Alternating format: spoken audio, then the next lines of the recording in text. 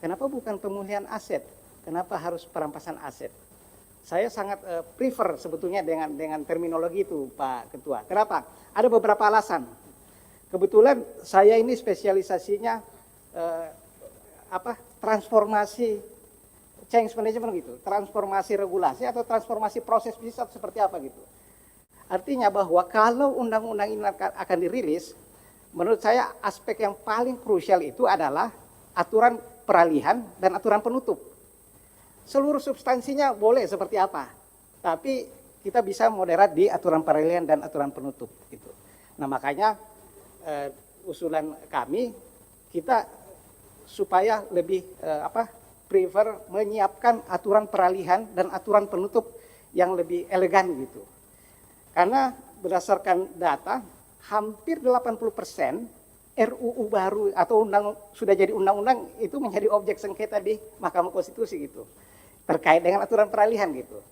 Makanya mungkin ini masukan yang bagus dengan forum yang sangat luar biasa pada pagi hari ini. Maka mungkin kita sangat konsen di RUU ini, khususnya terkait dengan aturan peralihan dan aturan penutup nanti. Karena disitulah segala hal bisa kita atur secara smooth ya. Kalau saya lihat RUU yang ada pada saat ini memang ini tersebar di banyak pasal gitu. Ini nanti kalau terjadi seperti ini, kalau sementara sidang atau seperti apa, itu sebetulnya area yang sebaiknya diatur di ketentuan peralihan gitu, supaya lebih smooth. Nah, saya kembali ke penamaan ya. Memang dari segi makna, istilah perampasan aset itu lebih tegas. Tapi kalau kita pakai istilah pemulihan, itu lebih restoratif dia, dari sisi pemaknaan. Dari sisi kesan publik, istilah perampasan itu represif gitu.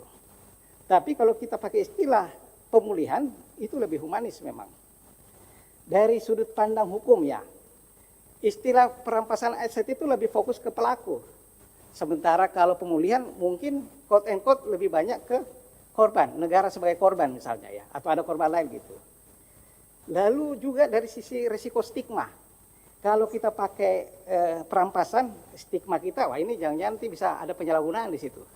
Muncul pidana baru gitu. Tapi kalau pemulihan, memang ada yang bilang ini kurang menggigit nih, kalau istilahnya pemulihan. Nah ada lagi, aspek internasional. Kalau kita pakai istilah perampasan, ini memang lebih model Amerika ya, asset forfeiture ya. Tapi kalau pakai istilah UNCAC, itu ke asset recovery.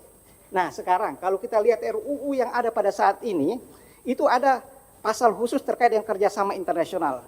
Tinggal kita pilih mana nih,